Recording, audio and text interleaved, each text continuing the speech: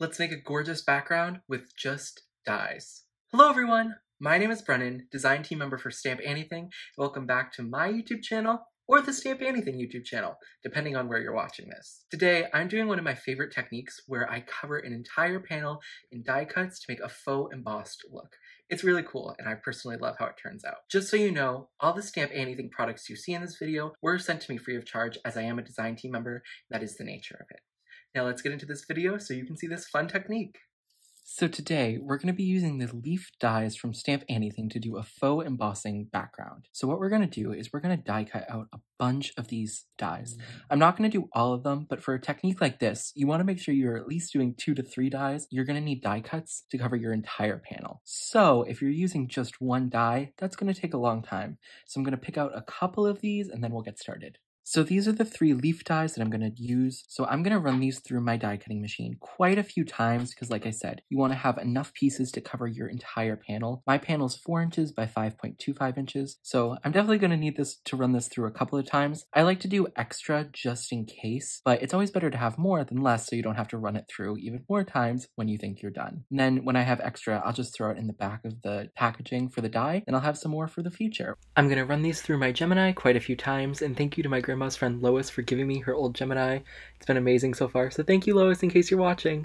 I die cut 6 of each different kind of leaf, so we have a bunch of die cuts here. I'm going to push these off to the side. And now I'm just going to take my card front and start kind of randomly placing them. I want to make sure they're not all facing the same direction though, because if all your leaves or whatever die cuts you're using are facing the exact same direction every single time, it'll look a little funny.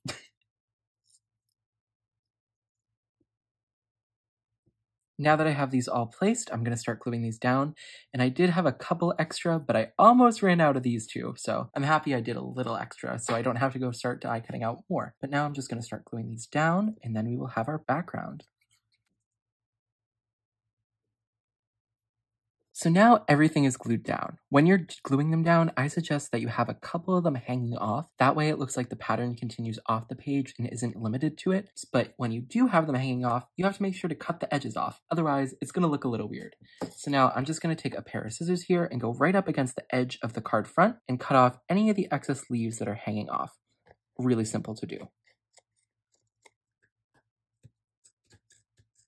Now that I've cut off all the excess overhang, I'm going to ink blend over top of this. You could totally leave it white and be a really nice, clean, and simple background, but I like to have an inky background, so I'm going to go in and do a green ink blend over it. So now I'm going to do some ink blending with some Garden Party, Lime Ricky, and Grass Skirt. I almost forget that last color, ink, from Catherine Pooler. First, I'm going to go in with my Garden Party ink, which is the lightest of them, and I'm going to go about, I don't want to say halfway down, because it's a little less than that, but somewhere in between a third and a half. I don't want to do the math right now, I'm on summer vacation still. But basically, I go down a little bit further than you should with one ink color, just because I find the darker color tends to eat up the lighter color, so it's just like, in case. Now I'm going to go with that Lime Rookie ink, and I'm going to start blending that into the Garden Party. It's not perfect, so I'll go in with the Garden Party after I'm done doing the whole panel, just to make the blend a little bit nicer. I also, once again, am leaving a little bit less room for that darkest color, Grass Skirt, just because I know it will eat up some of that lighter color. So now, Grass Skirt, once again, just blending it out into that Lime Rookie. I do like how this blend came out at the end. But you're also going to see some spots where it's not as dark as it should be, and I messed up with gluing. And I'll get into that in a little bit and how we're going to fix that. Now lastly, I'm going to go back in with that Garden Party, blend it into the Lime Rookie to create a much nicer and more seamless blend. So, what you're noticing here is that I made some mistakes when gluing. I let a little bit of glue get on top of the leaves, either because I got it on my fingers or I just wasn't being really careful. This is something that could happen to you, so I'm honestly a little bit happy it happened here, just so you can see we all make mistakes. What I'm going to do to hide this is I'm just going to go in with some water and spritz it over my ink. This way we'll get that effect where it kind of takes up some of the ink, and you're not going to notice those as much, and they'll still very much be there, but it will blend in with the pattern because there's going to be a lot more of those splotches, and it looks like they're all supposed to be there, which is really cool. Just a way to fix a mistake. I'm also going to go in and add some white splatter. How I do this is by adding a little bit of paint to an acrylic block. You don't need that much, to be honest. And then I'm going to add a little bit of water to this. And now I'm going to take a paintbrush. I'm using a fan brush here, and I'm just going to mix this at first. And then I don't tap directly onto the panel first because this is too much paint on here and you can get some off on your acrylic block. But I tap just straight on here first, make sure we get no globs, and then I'll come over my panel and just tap it on. Sometimes, it didn't happen this time, but sometimes what happens is you get some really, really big globs the first time you tap, kind of like this one off to the side here. So just to prevent that, I tap off the card first, and then I tap over it. This is just going to add a little bit more interest to our background. But now, my glass mat is a mess. All you have to do to clean this up, you could totally go in with a wipe, but I don't have any wipes on hand right now. So I'm just going to spray it with water, come in with my stamp chamois, and it will re-liquefy those dried up paint dots. You can wipe it up, no problem. To put on top of the background, I'm going to use the Have a Happy Birthday sentiment from the Dopey You're a Dope stamp set, which came from the Snow White release, which that was one of my favorites. So we're going to go in here on some VersaFine Clair and Nocturne ink. I'm just going to ink this stamp up and then stamp it. Bam.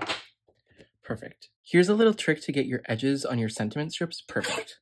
So what we're going to do is we're going to align the bottom of the letters up with the edge of this plastic part. And that way we'll get a straight line and all of our borders will be equidistant from a letter.